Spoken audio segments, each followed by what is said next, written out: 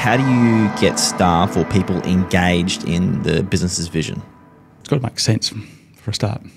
And yeah, look, it's got to have a purpose.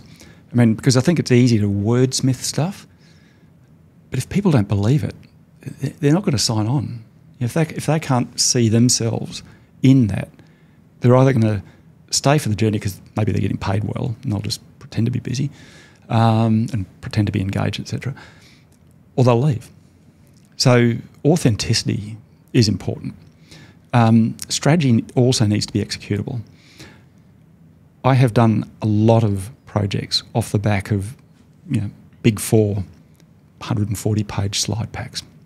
They are beautiful.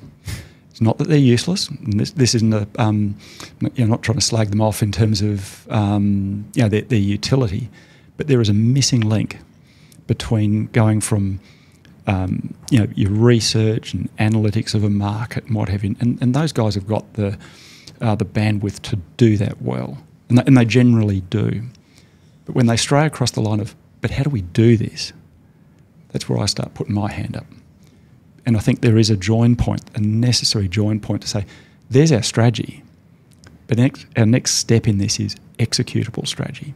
And if you miss that point, for me, errors of execution start. That's where the seeds are, which I typically pick up, some months or whatever later, which is when I think mentioned earlier, sometimes you've got to go backwards before you can then go forwards. You've got to go back to root.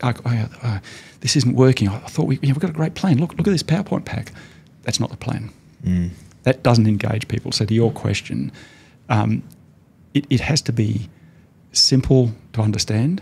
It's got to be purposeful, and it's got to be something that people can, your team can absolutely sign up for.